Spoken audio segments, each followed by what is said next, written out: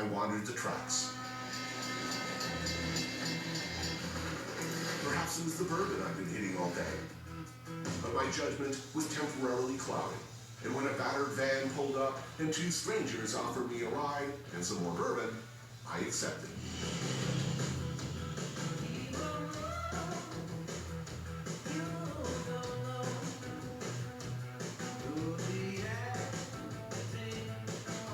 They said their names were Dan and Patrick.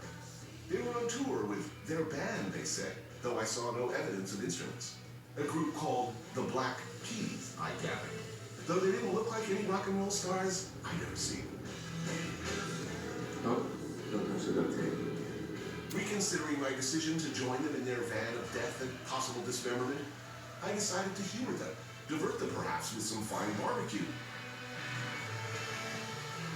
Schlogel's Woodyard Barbecue seemed the perfect place to give them the slip.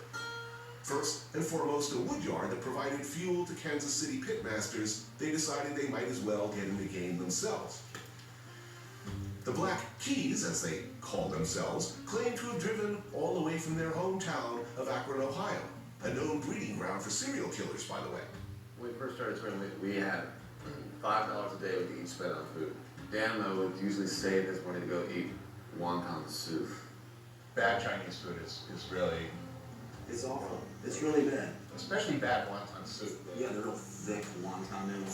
That being said, I welcome that bowl of soup over like some sort of weird burger patty that's just like unidentifiable and gross, you know?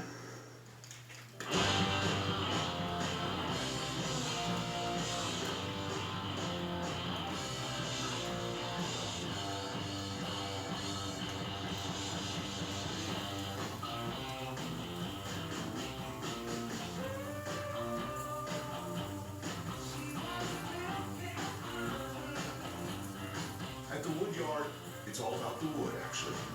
Not hickory like you might expect, but a mix of apple and cherry.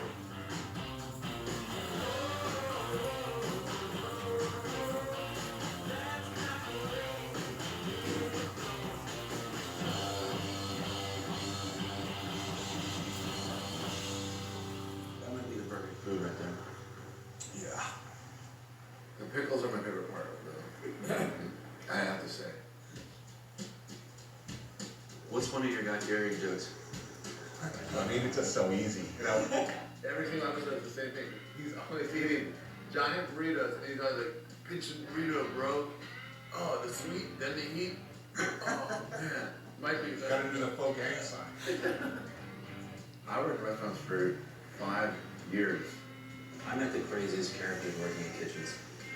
Crazy with the music. Yeah.